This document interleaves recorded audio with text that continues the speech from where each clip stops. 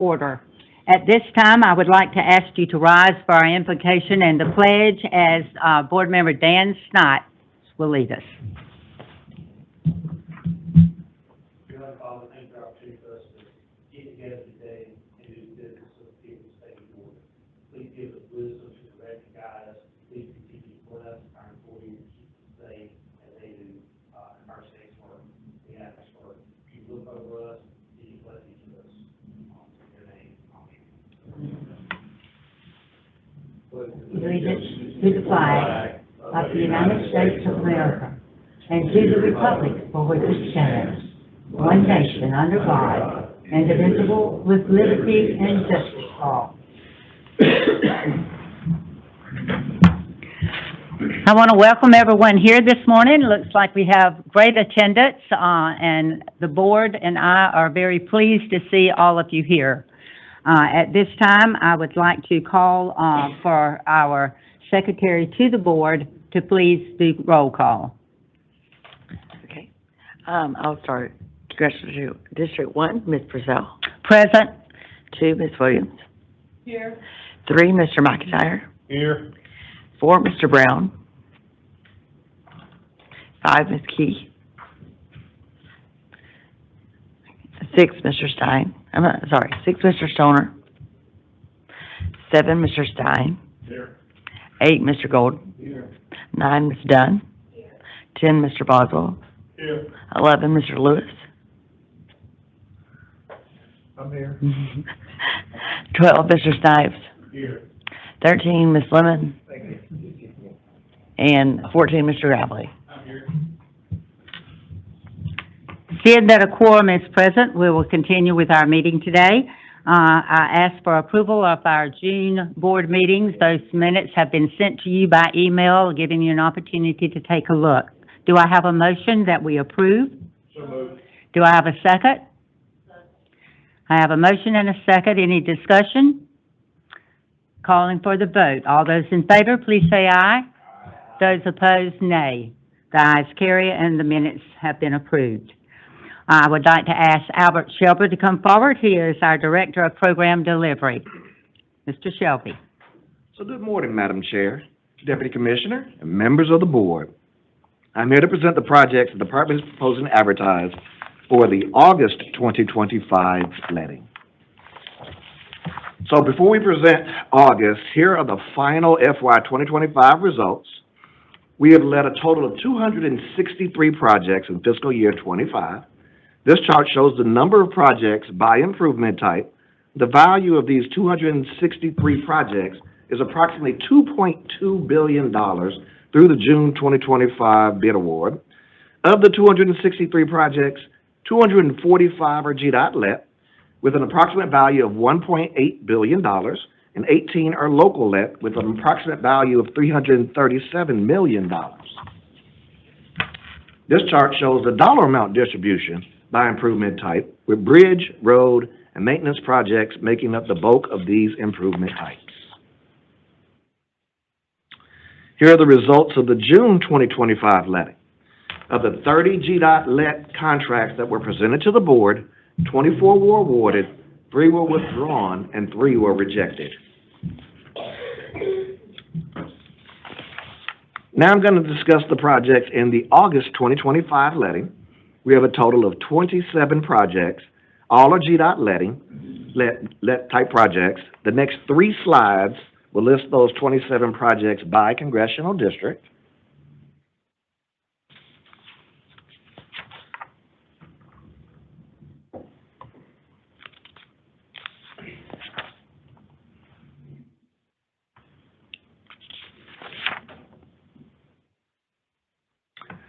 So as you can see with this slide, we're letting a variety of projects throughout the state to address maintenance, bridge, capacity, and safety issues. The first highlighted project is an off-system safety improvement project along Raw Patch Road in Long County. It includes pavement striping and new signage, 2-foot shoulder widening, and installation of raised pavement markings. The project begins at the dirt road pavement joint of that roadway and continues to the Liberty County line, which is also called County Line Road, for a length of 5.61 miles. The project is part of the Georgia Off-System Safety Program, which is guided by the Safety Engineering Program. Here's how the projects are selected. A numeric network screening evaluates off-system roads across Georgia. The process targets specific crash types and roadway or intersection characteristics linked to top contributing crash factors across the state. Typical countermeasures and strategies that we utilize include curve safety enhancement, stop control upgrades, traffic signal improvements, pedestrian crossing upgrades, some of those things that we utilize. All the selected projects are aligned with our quick delivery goals of the Office of Local Grants and are distributed statewide through a data-driven selection approach. The next project will resurface I-95 in Marion County for a length of 4.47 miles. This next project will replace the existing bridge located in Miller County, approximately 5 miles east of the city of Colquitt. The proposed bridge is 120 feet long by 33 feet wide and will carry two 10-foot travel lanes with a 4.8-foot shoulders on both sides. The proposed structure will be along the existing roadway alignment, utilizing an off-site detour. The project has a total project length of 0.17 miles. The existing bridge was constructed in 1962, 63 years ago. And here's a ground view of that particular bridge to be replaced. Next, we have a project that will replace the existing bridges on State Route 62 over Breastworks Branch, Dry Creek, and Dry Creek Overflow outside of Blakely, Georgia. These three new bridges will consist of two 12-foot travel lanes and 8-foot shoulders. A temporary on-site detour bridge will be provided at the first one, which is Breastworks Branch location, to construct the proposed bridge on the existing alignment. An off-site detour will be required for Dry Creek and Dry Creek Overflow locations to construct the proposed bridges on their existing alignments. The existing bridges were constructed in 1937 and 1938, 87 and 88 years respectively. And here are ground views of those three bridges to be replaced. Still look pretty good to be 80-something years old, right? This next project will install a restricted crossing U-turn and a 90-foot inscribed diameter mini roundabout with pedestrian facilities and lighting at the intersection of State Route 280, which is James Jackson Parkway, and Northwest Drive. The project length is approximately 1,700 linear feet. This next safety project is along Memorial Drive, which is State Route 154, and it proposes to add one mid-block pedestrian crossing, one right-in, right-out, and one restricted crossing U-turn between Hill Street and Pearl Street. For the corridor section between State Route 42, which is United States Highway, Moreland Avenue, and State Route 155, which is Candler Road, the project will install mid-block pedestrian crossings, right-in, right-outs, and restricted crossing locations at several locations as we see shown here on this slide. All right, these three projects, which will be let together as one package, will repair the existing concrete pavement and overlay it with an asphalt overlay along I-285 from State Route 14, which is Roosevelt Highway, north to Paces Ferry Road on the west side of Atlanta. The total length is 17.3 miles. As part of the projects, the shoulders, concrete median barrier, the glare screens, and the guardrail that's necessary to be replaced will be reconstructed, along with correcting the existing substandard cross slope.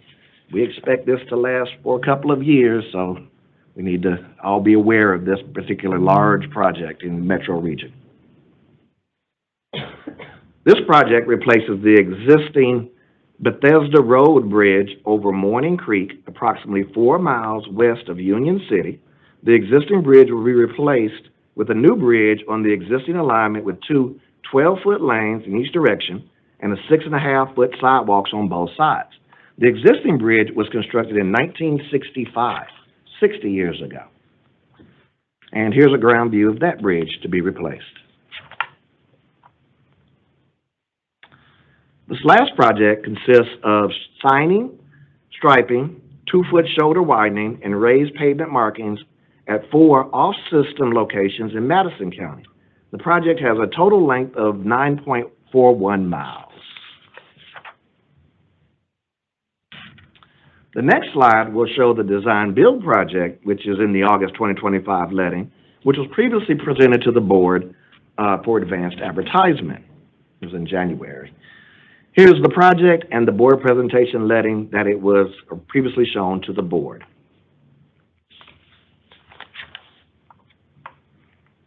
So we have 27 projects for the August 2025 letting. All 27 are GDOT lets. This chart shows the distribution by improvement types. The estimate of the projects in the August 2025 letting is approximately $495 million. This chart shows the dollar amount distribution by improvement type. And now ask for your consideration for approval of the proposed projects presented for the August 2025 letting. You have heard the information that's been provided to us in regards to the projects for letting of August 2025. Do I have a motion that we approve? Do I have a second? Any questions, comments? Seeing none, I call for the vote. All those in favor, please say aye. Aye. Those opposed, nay. The ayes carry. Projects will go forward in August 2025 letting. Thank you. Thank you very much. Now we will hear from Matt Markham, who is our Deputy Director of Planning, as he comes forward to us to discuss the revisions to our construction work program. Good morning. Thank you, Madam Chair, Deputy Commissioner, and members of the board. Pleased to come before you this morning with proposed revisions to the construction work program. What I'm bringing before you today are just coming to you for the first time for review. There are 2 projects you can see on your screen here. Both of them are bridge projects. One of them is a change in description, and the other is an addition to the program. I'd be happy to take questions. Otherwise, these will come back to you next month for your consideration. Any questions about the revision? Seeing none, thank you so very much, Matt. Thank you. Now I will ask our Deputy Commissioner, Andrew Heath, if he will come forward to give the Commissioner's report. Andrew?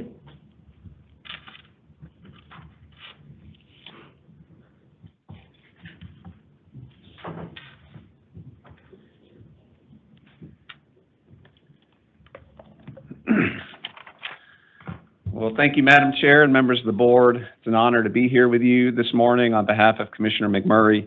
The Commissioner is not here today, but he's not here for a very good reason. He's currently up in Washington, D.C., participating in a joint press event with the Secretary of Transportation as USDOT lays out its priorities for the upcoming federal reauthorization process. As you all know, the IIJA, the current federal transportation law, is due to expire next year. So both houses in Congress, the House and the Senate, are currently working through the reauthorization process through committees. And the Commissioner, in his role as our leader of the Georgia DOT and as AASHTO Vice President, has been asked to be present in that event. And then he'll be participating in a CEO roundtable after the press event. So a critical function, and we're obviously very proud of him as he's leading the department and participating in his role as the Commissioner and as AASHTO current Vice President in working with USDOT through the reauthorization process. So we're glad that he's here, but it's an honor to be here on his behalf. So we'll start, as we always do, talking about state fund collections. The total for June of 2025 was $221 million.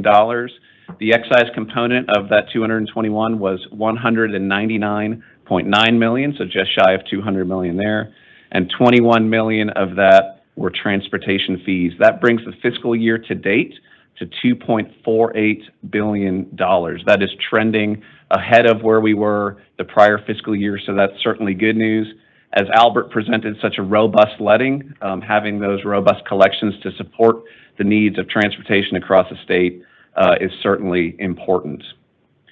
Switching over to the employment figure, you hear every month that the commissioner says our goal as a department is to maintain a head count of at least 4,000 employees so that we can carry out our mission of the Georgia Department of Transportation. I'm proud to say that our head count ending in June of 2025 is 4,001. Last month, we hired 57 employees, and we had 43 separations for a net gain of 14. And I just want to take a moment to send out my thanks to the HR division, led by Kelly Johnson as director of that division. It's clear they are very busy, doing tremendous work, and we've seen that headcount rebound. Our goal is to maintain that level, right, as we need to carry out our mission, but we're proud that as of June, we are there, and we intend to stay there moving forward. Swapping over to a procurement update, as of June 2025, we procured a total of 130 contracts valued at $16.1 million. As a reminder, this is the engineering and design right-of-way contracts that go into everything required to advance a project up until the point that they are presented to you for the advertisement for letting. That brings the fiscal year 25 data to date of 2,090 contracts valued at $898 million.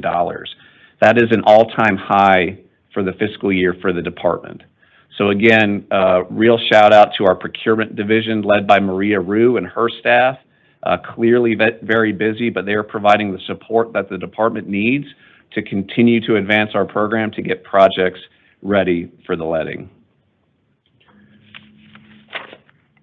We'll switch over to some highlights of major projects open to traffic, starting in Congressional District 8, Wilkinson County. That's GDOT District 2. This is a reconstruction and rehabilitation project of 0.2 miles of slope repair on US 441 in Wilkinson County. The contractor was Griffin Grading and Concrete. This project opened on May 16th of this year. The total GDOT investment was $5.2 million. Some interesting photos there, not sort of what you traditionally expect to see on a roadway project, but this was a slope failure that we had to mobilize to repair. You can see there some of the sheet pile, that wall that was built, along with the anchors horizontally across that, and then some drainage work to repair that slope so that we could get the lanes on 441 back open. So that was a $5.2 million investment there to make sure we're taking care of our assets there in Wilkinson County. Moving over to Congressional District 2, Taylor County, that's GDOT District 3, a maintenance project consisting of plant mix resurfacing on State Route 137 from the Marion County line to State Route 3 in Taylor County. The contractor was Reams and Son Construction Company. This opened to traffic on June 26, 2025, representing a $4.4 million investment. Great example of us taking care of our assets in the state with that resurfacing project. Moving over to Congressional District 13, Rockdale County, that's GDOT District 7. This project is the construction of a single-lane roundabout at State Route 20, Loganville Highway, and West Hightower Trail. The contractor was E.R. Snell Contracting, open to traffic on June 10th of this year. The total investment by GDOT was $9 million. So you can see a great aerial view of that roundabout as it has now been opened in Rockdale County. And then finally, switching over to some of our multimodal work led by the Division of Intermodal Aviation Project, Congressional District 12 in Screven County, that's GDOT District 5. This aviation project consisted of the rehabilitation of runway 523, you can see that in the images there, at Plantation Air Park in Screven County. The contractor was Sykes Brothers, and the total investment in this project was $2.9 million. 2.6 of that was the federal share through the Federal Aviation Administration, with the state share and local share making up the remainder of that project cost. So some great photos there from the aviation side of the house. So now I'd like to transition over, as we always like to do every month, highlight some updates, honors, and achievements across the department. And we'll start on the personnel side. Very pleased to announce that John Hibbard has been named the Deputy Chief Engineer for the department. John spans a multi-decade career with the Georgia Department of Transportation, with local government and in the private sector, and he joined the department in 2015. John is known nationally for his expertise in traffic operations, traffic signals, and as you heard from Victoria Coulter yesterday, advanced technology like connected vehicle technology. Again, he serves in prominent roles across the country in those areas of expertise. John holds a bachelor's and master's degree from Georgia Tech, and he's a registered professional engineer in the state of Georgia. So congratulations to John. His background will certainly be a continued asset to the department as he transitions to his new role, guiding the divisions of operations, engineering, and intermodal. So continuing in the vein of highlighting professional accomplishments, recently Engineering Georgia magazine recognized the 100 most influential women in engineering in the state of Georgia, and I'm very proud to announce that for the 8th consecutive year, the women serving on the State Transportation Board were recognized. So congratulations to Ann Purcell, Kathy Williams, Stacy Key, Emily Dunn, and Dana Lemon. I believe, Kathy, this is your first appearance on the list? So you are certainly an esteemed company. So congratulations on being named in the 100 most influential women in engineering in the state of Georgia. So additionally, several members of the GDOT team were recognized. We are obviously very proud of these women: Janine Miller, the Director of Planning; Meg Perkle, Chief Engineer; Angela Whitworth, Treasurer; Haral Patel, our Director of P3; and Kimberly Nesbitt, our State Program Delivery Administrator. Kimberly is the person that keeps Albert straight.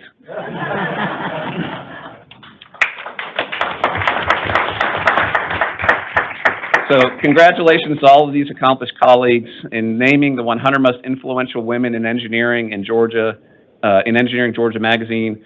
They were able to capture a snapshot of the women at the department whose contributions make transportation better in Georgia. I do want to note that the Georgia DOT workforce is 27% women. In the engineering division, it is 34%, right? So we want to continue to advance women in transportation, and we're glad that Engineering Georgia is able to highlight their accomplishments here in the state. So hot off the presses, at the annual American Road and Transportation Builders Association, or ARTBA, Public-Private Partnership Conference happening this week in Washington, D.C., Georgia DOT won the 2025 P3 Champions of the Year Innovation of the Year Award for its work on the State Route 400 Express Lanes project. The Innovation of the Year Award recognizes projects that demonstrate significant advancement in the field of P3s through the development and/or application of new, innovative, and unique concepts. Additionally, the winning project must show an increase in quality and/or efficiency compared to past practice. This is a perfect description of the State Route 400 project and GDOT's winning submission. GDOT utilized advanced concepts such as alternative transportation concepts, or ATCs. You heard Bo Quarles and Donald Stoll talk about how we are also implementing ATCs in the 285-20 East and West interchange projects to further advance the 400 project as well. ATCs are vital in alternative delivery procurements. They help reduce project construction schedules, project costs, and community impact, and can have a significant impact on the overall viability and economics of a project. This award recognized the fact that as a central element of the State Route 400 Express Lanes procurement, GDOT's approach successfully addressed ATCs, successfully addressed risk allocation with the developer that allowed this project to move forward successfully.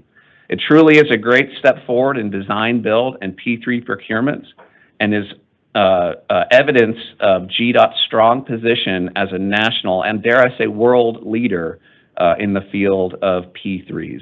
I do want to note that the State Route 400 Express Lanes project is advancing on schedule, and we are looking forward to reaching financial close within the next month with the developer. And in this photo on the right, you can see Tim Matthews and Mark Mastronardi there up in D.C. accepting the award on behalf of the department. So congratulations to the State Route 400 team as they get underway with this critical project here in the state of Georgia.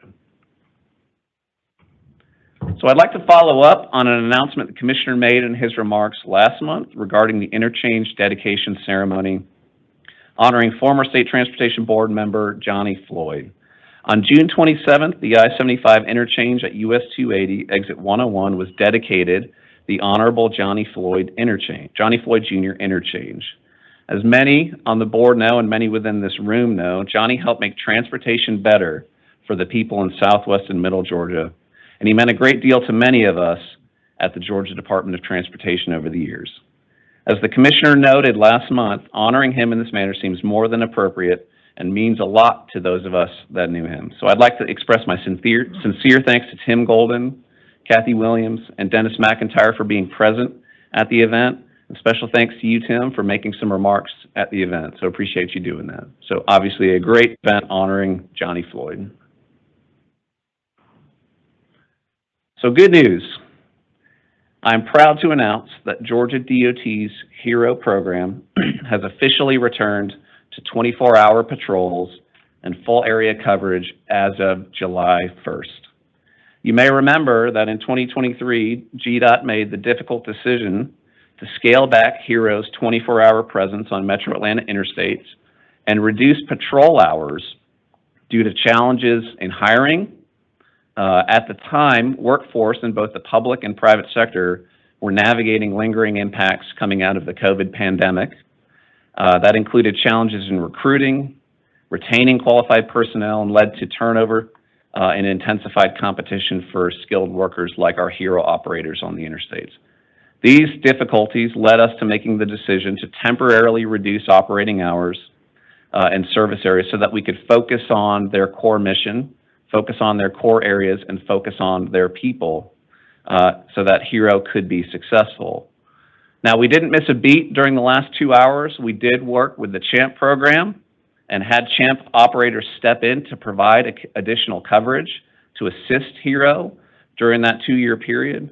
And in fact, CHAMP and HERO during that time conducted over 135,000 motorist and crash assists in the HERO coverage area. So clearly, even though HERO was slightly scaled back, both HERO and CHAMP were very responsive and busy during this time.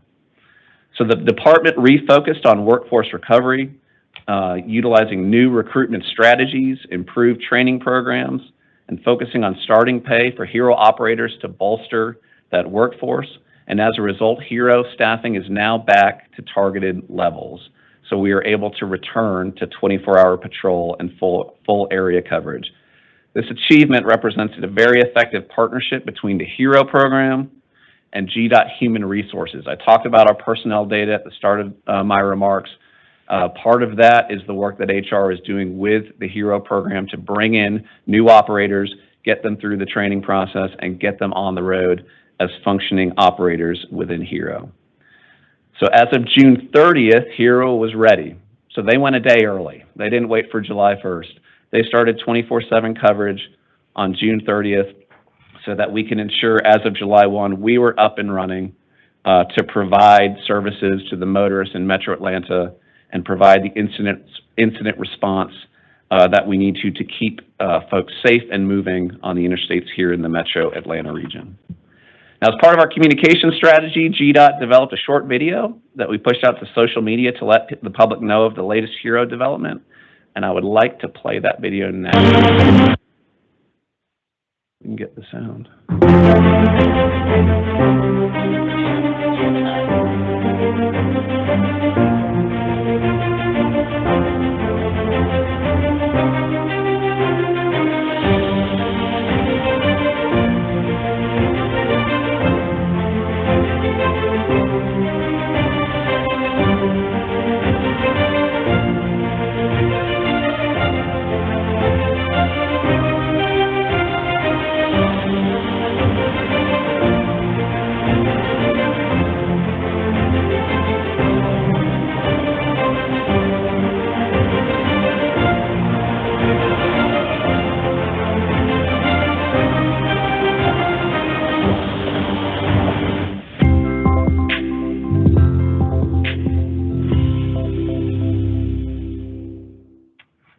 great video there produced by our Division of Strategic Communications led by Scott Higley. As always, they do a fantastic job.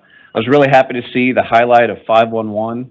As a reminder, you know, if you ever need assistance on roadways in Georgia, traveler information, you name it, simply dial 511. You can get a live operator at our Transportation Management Center staff 24/7 to provide that assistance, and call out a CHIMP or a HERO operator if you need that assistance. So great to see that highlighted through that video. So sticking in the realm of incident response, many of you have probably heard of the Georgia Towing and Recovery Incentive Program, or TRIP. An initiative of the Georgia Time Task Force, the Georgia Towing and Recovery Incentive Program encourages the quick and safe clearance of commercial vehicle incidents by paying performance incentives to highly skilled TRIP certified towing and recovery companies for clearing wrecks within established clearance goals. As you know, large-scale commercial vehicle incidents can have a dramatic effect on the transportation network, causing long motorist delays, polluting the air, and creating safety hazards, particularly the potential for secondary incidents coming up on the back of a queue associated with the initial incident itself. So it's critical that when these incidents happen, that they are cleared quickly for safe and efficient travel on our interstates. Since its beginning in 2008, TRIP has been a successful program to dramatically reduce the average duration of commercial vehicle incidents across the state of Georgia.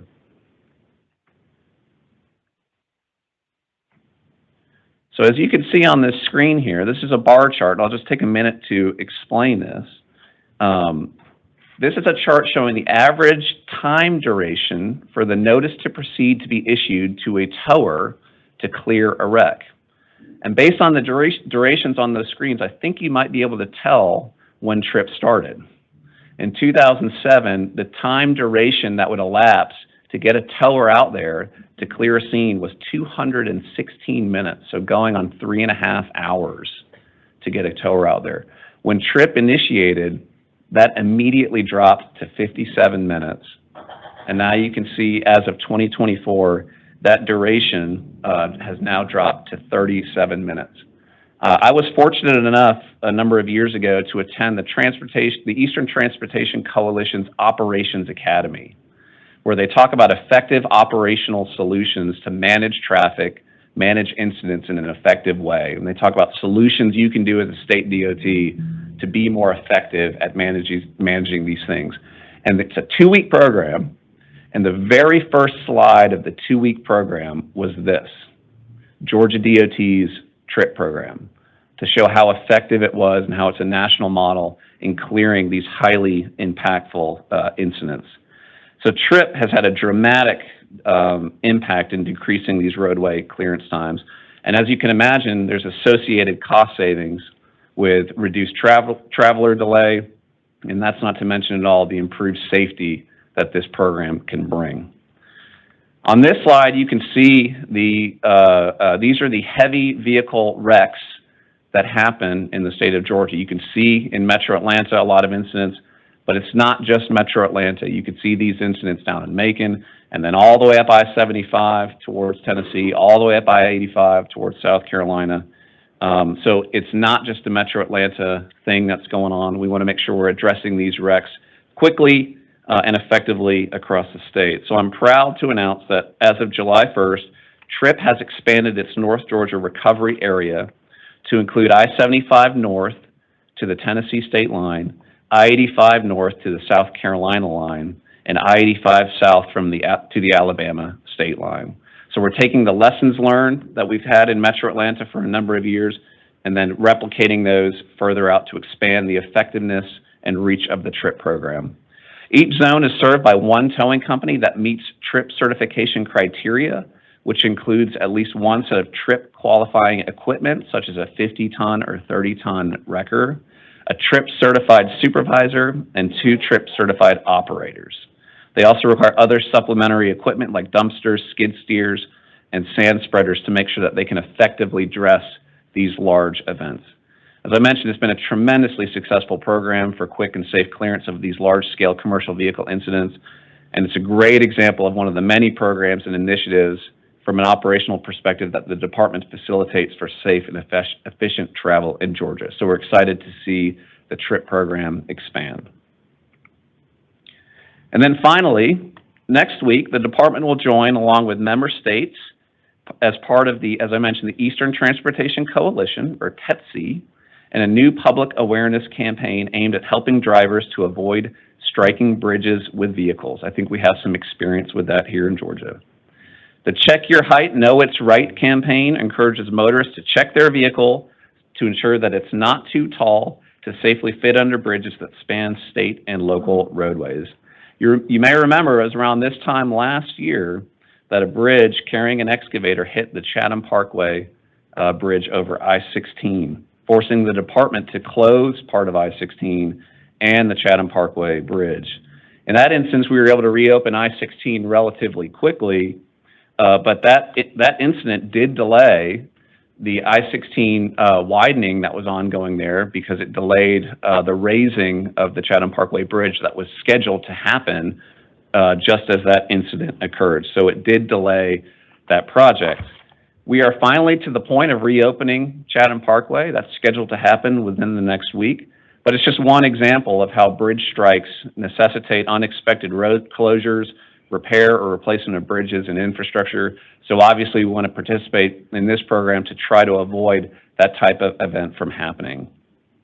The campaign targets all classes of drivers operating commercial trucks, leased trucks, and recreational vehicles, and the department is utilizing traditional and social media channels to help educate the public to make sure they watch for and adhere to signage indicating bridge heights that they are coming upon. GDOT is happy to join in the campaign and help spread the word along with other TETC member states up and down the eastern seaboard, and be on the lookout for a press release, stories to news outlets, and utilizing social media to help spread the word. So thank you, and members of the board, this concludes my report. I'd be happy to answer any questions. Yes, Ms. Williams. I don't have a question, but I have a comment. I want to lift up a hero because this is so timely. Yesterday, after our committee meetings, I left. I was on 400, and there was a stalled car in a middle lane, exit lane, and there was a hero behind him. Mm-hmm. And as I inched up, I watched him carefully take the elderly resident from behind the driver's seat, get her into the cab of his truck, and get her out of harm's way, because clearly if she had exited, she was in real danger or in danger of getting rear-ended. And I watched him do this with such deliberation and care and respect, and he got her out of there before he came back to deal with the car. And I thanked him for his service, and he clearly loved his job because he was beaming from ear to ear. And I just want to lift that story up to this board because they are amazing out there, and that was a great opportunity for me to say thank you to a hero. No, that's fantastic, and thank you for sharing that story. You're 100% right. You meet the men and women of HERO. They are the most passionate people you will ever meet. As they do their jobs, they take HERO to heart. They truly do, and they are heroes. Sometimes it's hard to forget that, you know, when we're at home celebrating holidays like Thanksgiving or Christmas, or, you know, they're on the roads 24/7, 365. They do an incredible job for the department, representing the department. They are frontline ambassadors, you know, to people traveling through the metro area, and we're certainly proud of what they do. So thank you for sharing that. Ms. Simon? That slide for the roundabout that we did in whatever county, my new county. I just want to say thank you to the staff that made that roundabout pink and green, because the ladies of Alpha Kappa Alpha are so appreciative of that. And I just want to encourage the staff to do more roundabouts in pink and green so that we can be represented throughout the state of Georgia. Thank you, Meg. I do have three other things. With the new 24/7 implementation of the HERO, did we see salary increases as well to go with that? We did implement salary increases over the past years with HERO. Yeah, so that's been a focus for the department. I've worked with the HERO unit directly for a little bit over a decade, and we want to be intentional with HERO to recognize not only they're out there 24/7, as you said, but it's an incredibly dangerous job, right? The passion speaks for itself, and they want to be out there, but we've got to recognize the dangers of what they do every day, so we want to make sure that that compensation is sufficiently addressed. So, and as a follow-up to that, I just want to encourage us to continue to,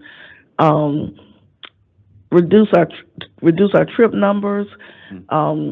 We appreciate trip on the south side of Atlanta, and 75 going through Henry County and Clayton County, we all know is a constant bottleneck. And for every minute that we're able to reduce in clearing of accidents or incidents, it makes a difference in the resulting traffic that follows. Yep. And so I'm not sure if there's a goal out there, but I just want to encourage us to look at a less than 30-minute trip clearance, especially in those congested areas like 75, 675 on the south side of Atlanta. And then finally, with those bridge strikes that you talked about, who's responsible for paying for those repairs? Are the truck drivers fined at all? Well, we would, follow the appropriate protocols for addressing claims associated with an event, right? So when we have infrastructure damage, we'll certainly chase those avenues to ensure that the department can be compensated in that effect. Because it costs money, right, when you have to make those sort of repairs. So we will chase those avenues appropriately. Madam Chair, that's all. Do I have any other comments or questions? Seeing none, I want to thank our Deputy Commissioner, Andrew. Great job done. We had a lot of information, a lot of good things that was brought out from our last board meeting. So thank you very, very much. We're greatly appreciative of you as well as all the staff here. Thank you. As we move forward, yesterday from our board committee meetings, we will now hear from the minutes of the Administrative Committee, and that will be the committee chair, Jamie Boswell. Thanks, ma'am. The Administrative Committee convened on July 16th, 2025, at 1:30 p.m. Board members present included myself, Micah Gravely, Kathy Williams, Tim Golden, Joe Stein, Ann Purcell, Dennis McIntyre, Stacy Key, Emily Dunn, Dan Snipes, and Jeff Lewis. First order of business.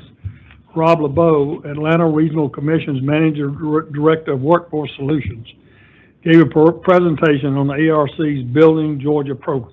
The Building Georgia program was created to foster collaboration across the state between the government agencies, the private sector, and the workforce training community to close the gap between the current levels of workforce employment in the infrastructure construction sector and what will be needed for Georgia to successfully take advantage of funding provided in the Infrastructure Investment and Job Acts.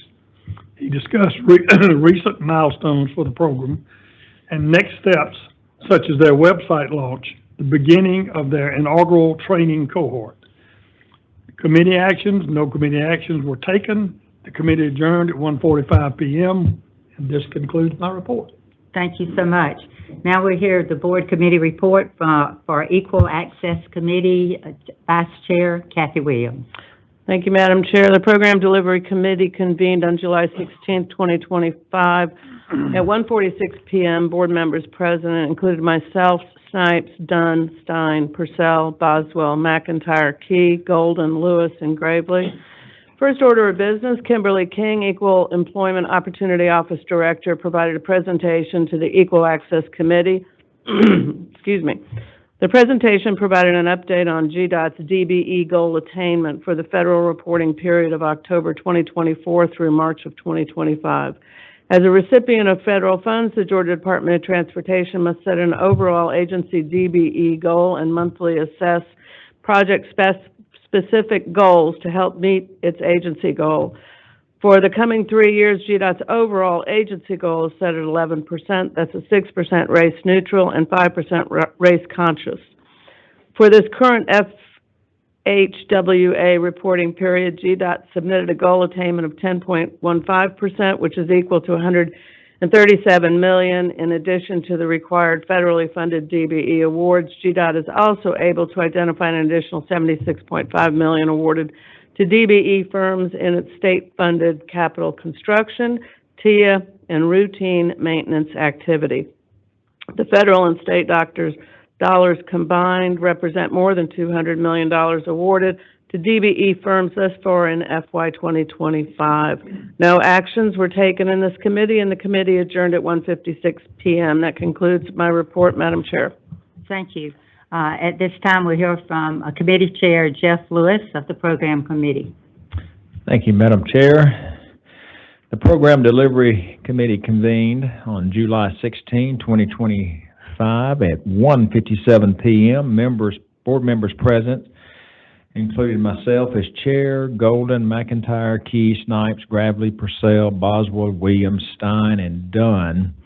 And before I read the order of business, I'd just like to express my gratitude, Madam Chair, to whoever writes these up, because as it will be noted, that was nearly a 40-minute meeting with incredible detail, but yet this is condensed very nicely. So I appreciate that. Keep me from reading a whole lot of stuff. So our first order of business, Bo Quarles, post-let P3EL Assistant Administrator, gave an update on the I-285, I-20 West project. Donald Stahl, P3 post-let Project Manager, then provided an update on the I-285, I-20 West interchange project. They highlighted project timeline, alternative technical concepts, current status, and stakeholder coordination. Second order of business, Tyler Peak and Reuben McCullers from GDOT District 3 provided an update on the active construction project at the I-16, I-75 interchange in Macon-Bibb.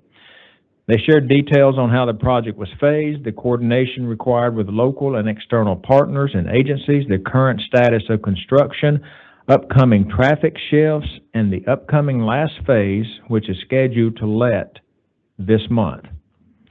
No actions were taken in this committee, and the committee adjourned at 2:35 p.m., and this concludes the report. Thank you so much. Following through with the board committee, the Committee of the Whole met yesterday at 2:38 p.m. Board members present, Purcell, Boswell, McIntyre, Williams, Key, Stein, Golden, Dunn, Lewis, Snipe, Lemon, and Gravely. With the first order of business, we had Victoria Coulter, our state signal engineer, and also she is our B2X program manager. She provided an update on GDOT's connected and autonomous vehicle program, highlighting the B2X roadmap, the Georgia B2X deployment and applications, and Georgia's position as a national leader in this field. She also included an overview of the upcoming ITS American World Congress and GDOT's involvement in this event. Our second order of business, Eric Duff, our GDOT State Environmental Administrator, and Seth Clark, the Executive Director of the Muggy National Park and Preserve Initiative, provided presentations on the recent GDOT property donation to the National Park Service there at the Mounds National Historic Park. The presentation provided a history of the project, of the property that was donated to the National Park Service, the context of the donation itself, the importance of the donation to the GDOT's Creek tribal partners, and how the donation is complementing ongoing preservation efforts in Middle Georgia led by the Muggy National Park and Preserve Initiative. There was no action taken by our committee, and it adjourned at 3:54 p.m. This concludes the report of the committee as a whole. I want to also acknowledge that, as brought out from our board meetings yesterday, the board meetings, just the regular board today, is always online, and it stays online for quite some time.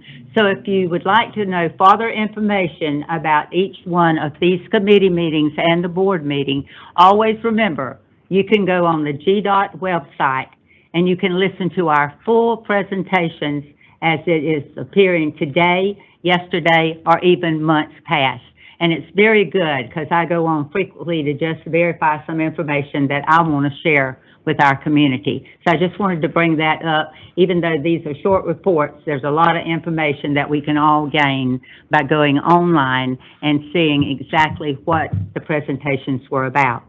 I want to move forward now into a new business, and we have a special guest with us here this morning, and that is with the National Park Service, and he is Jacob Collins.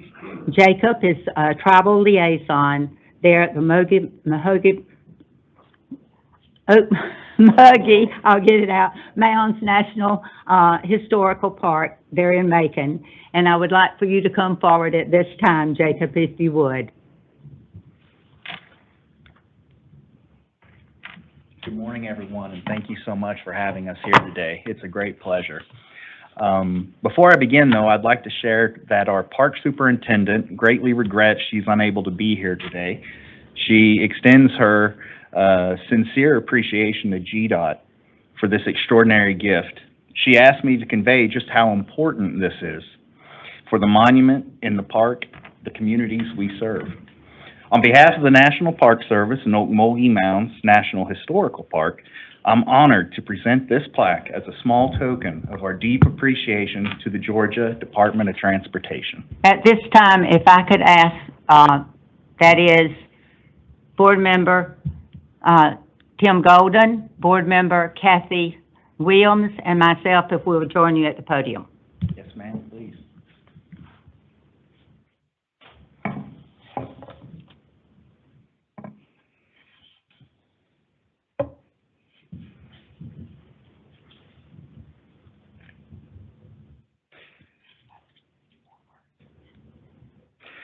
Today, we recognize a significant milestone with the donation of land by GDOT to the park. This gift is more than acreage. It represents the preservation of sacred ground. Okmulgee Mounds hold profound cultural and historical significance to many tribal nations. It is a landscape shaped by generations of stewardship and a place of deep ancestral connection. Thanks to GDOT, this land will now be permanently protected, interpreted, and honored as part of the Okmulgee Mounds National Historical Park. This act reflects a powerful spirit of cooperation among state, federal, and tribal partners, and shows what is possible when we come together around a shared sense of place and purpose. To the many GDOT staff who made this possible, thank you. This plaque is a small gesture, but with it, it carries the gratitude of a park, a community, and a nation working to protect one of Georgia's most significant cultural landscapes. I am so pleased to present this to you. We, the board, would like to say thank you, but also it's our pleasure to keep our historical values here in the state of Georgia so that the public can continue to enjoy what was and what still is. So thank you so very much, and we, the board, appreciate this. Oh, thank you, ma'am. Thank you so much.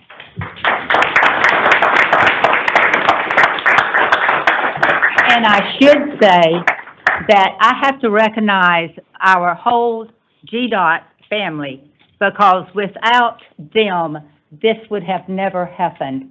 And this is what shows the interest that we have throughout the state of Georgia.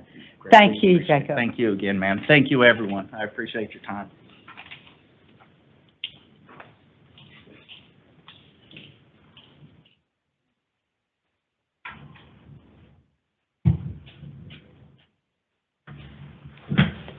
Now, do I have any further new business?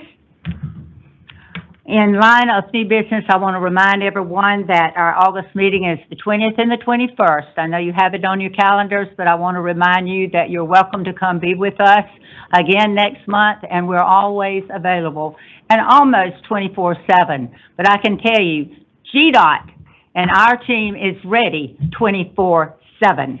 And I thank each and every one of you, and at this moment, the meeting is adjourned.